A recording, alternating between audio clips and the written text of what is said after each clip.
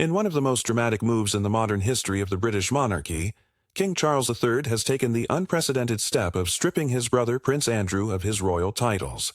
The Duke of York, once a man of privilege and title, is now subject to formal removal of honors and style. This is not just a personal story. It's a shockwave through the monarchy, the institution of peerage, and a sign of changing times. Welcome to the story of how a prince lost his title and what it means for the royal family, the public, and a nation watching. On 30th October 2025, Buckingham Palace issued a statement.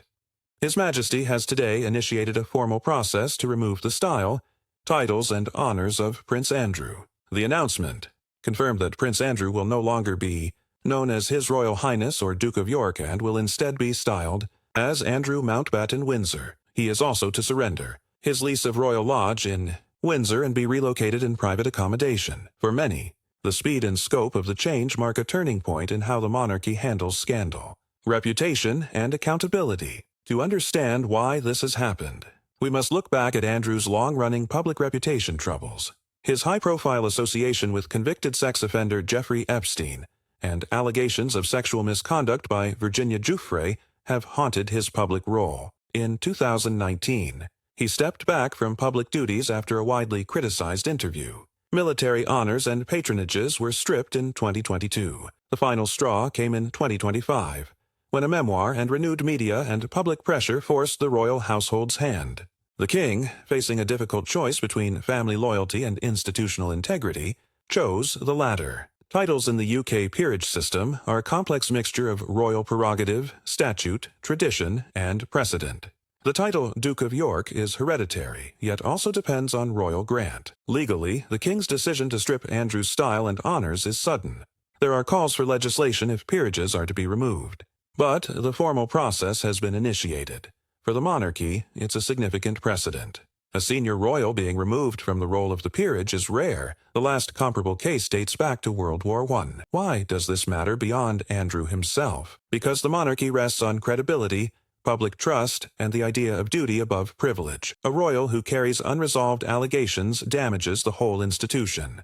By removing his titles, Charles sends a message. Accountability applies even in the royal sphere. It's also a moment of modernization, the monarchy adapting to a more scrutinized, merit-based society. The title is more than symbolic, it's part of national identity, charitable patronage, international diplomacy, and state process. The public reaction was swift. Polling shows that a majority of Britons believe Andrew should be stripped of his titles. Media outlets across the world called it a fall from grace, end of an era, and questioned what it says about privilege and power. Press curiosity now shifts to what happens to his former home, what happens to his daughters, what happens to the title of Duke of York itself. In the digital age, when symbolism matters as much as facts, the decision will resonate globally, especially with how modern institutions deal with scandal. Here are key questions going forward. What will be done with the Dukedom of York? Will it lie dormant or be regranted? Constitutional specialists say it likely reverts to the crown unless someone male is found. What happens to Andrew's finances, residences, security, and patronages? Reports indicate he is losing his Royal Lodge lease and major patronages have already been removed. How will this affect the reputations of the Princesses Beatrice and Eugenie, his daughters, who retain princess titles but whose familial environment is now under new public eye pressure? How will this influence future handling of royal misconduct? Is it a one-off or a new standard? Behind the headlines are real human consequences. For Andrew, a dramatic change in lifestyle, identity, and roles. From being a titled royal with diplomatic duties and patronages to someone stripped of style and privileges, intrinsically a public fall. For the royal family, a potentially painful family moment, a balancing act between loyalty and responsibility. For the victims of abuse, for critics of privilege, for a public searching for transparency, this moment holds meaning. The removal of Prince Andrew's titles is more than a royal shakeup. It is a turning point.